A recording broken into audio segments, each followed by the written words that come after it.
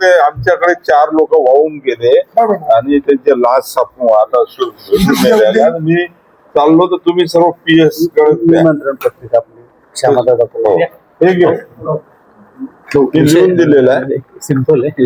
विम्याच्या बाबतीत उद्या 11 वाजता हे जे कापूस आहे ना आपला यवतमाळमध्ये 1250 आहे आणि वर्ध्यामध्ये 65 रुपये लागत आहेत. सोयाबीन 960 आहे. हे जोशी साहेब हे याचं ऐकून घे बरं बाबा चव्हाण. हे मॅटर सॉल्व्ह होऊ शकते तुमच्या लेवलवर. हो आता करतो मी. हे आपलं यवतमाळमध्ये कापसाचं साधारणतः 4.5 ते 5 लाख हेक्टरवरती कल्टिव्हेशन होते दरवर्षी. ओके. आणि मग कापूस पिकाचा जो प्रीमियम आहे पीक विमा कंपनीचा प्रति हेक्टरचा आपल्या यवतमाळमधला तो आहे 1250. तोच जर आपण वर्ध्यामध्ये गेलो तर 65 रुपये फक्त. ठीक आहे.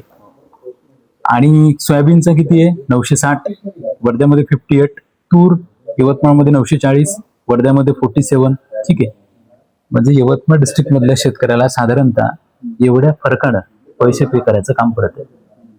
आणि मग काय होतं की नंतर आंदोलन केले की शेवटी ब्लेम कोणावरती येते, संजू भाऊवरती येते. आणि आजची लास्ट डेट प्रीमियम उतरवायची आहे. 2025 आणि 26चा विमा शेतकऱ्यांना भेटला नाही त्यामुळे शेतकरी नाराज आहेत व शेतकरी विमा उतरवत नाही.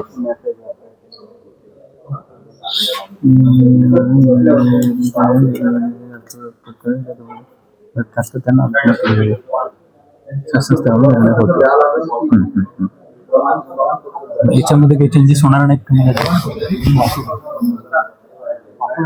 हो शासनापर्यंत पोहोचलो. फेरबदल होईल का मग प्रीमियम मध्ये?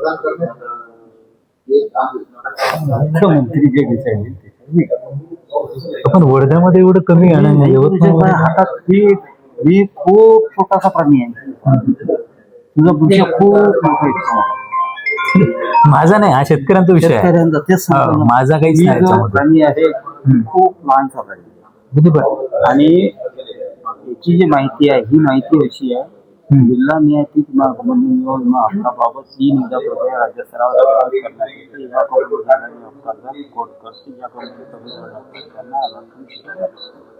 या शासन स्तरावरती निर्णय भाऊने जर फोन केला सन्माननीय मुख्यमंत्र्यांना तर काही ते चेंजेस होतील. पाठवलेलं आहे मी ऑलरेडी चालू आहे.